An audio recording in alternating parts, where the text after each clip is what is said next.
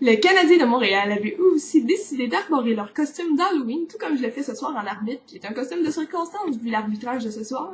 Et ils portaient leur chandail 1912-1913 style papier. Ce qui s'est passé en première période ce soir, ça a pas trop bougé, contrairement à ce que je m'attendais.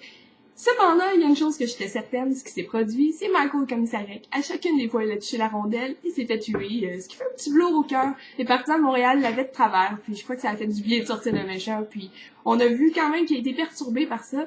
Puis, on a vu aussi son attitude, encore une fois, mauvaise.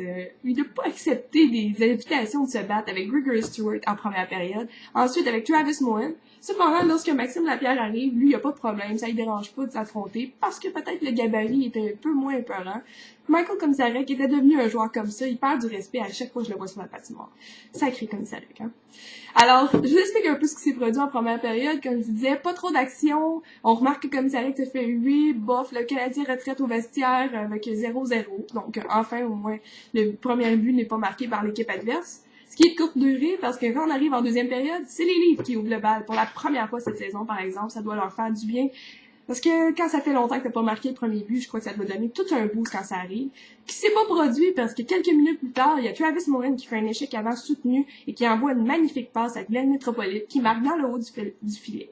Ça a aidé beaucoup le Canadien, donc ça porte la marque à 1-1. Et un peu plus tard, il y a Guillaume Latendresse, Guillaume Latendresse, qui s'en va et faire un plaquage superbe à Komisarek et ensuite il se fait un jeu pour lui-même et marque, son deuxième de la saison. Je crois que lui aussi a fait du bien parce qu'il était tellement critiqué, ce pauvre petit gars-là. Alors, tellement de poteaux, tellement d'occasions de marquer, c'était son moment. Surprise, je crois que c'est la surprise de la soirée.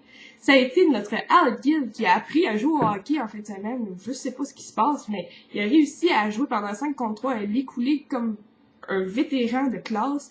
Il a réussi à se garrocher devant les tirs, bloquer les angles de passe, mais surtout marquer un but de la ligne bleue en faisant défi sur le patin de François Beauchemin, qui était vraiment pas heureux de ça. D'ailleurs, il y a eu un peu de brasserie marade et les deux ont été punis. En fait, Al Gill a eu sa minute de gloire, mais ce fut de courte durée.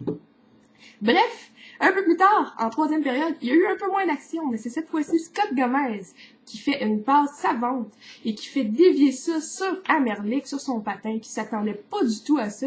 Pauvre Amerlik qui regardait à gauche et à droite, il se baisse la tête et la rondelle est sur son patin, il fait dévier. Un gars très heureux d'avoir marqué son but facile, en fait. Ce qui a porté la marque à 4-2 Canadiens, un bon boost, et je croyais que c'était une belle victoire en temps réglementaire, mais non! Il y a Pony Gavrosky qui récidive en marquant son deuxième de la soirée.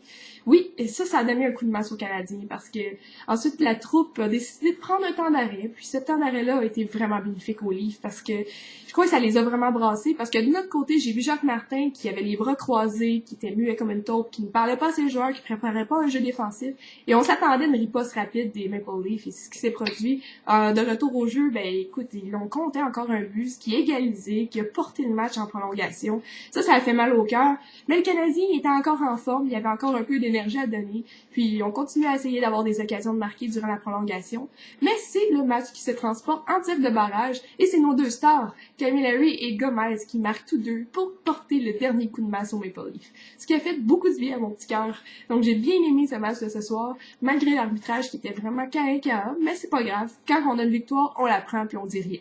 On va se revoir mardi soir contre les Thrashers d'Atlanta. J'ai bien hâte. Au revoir.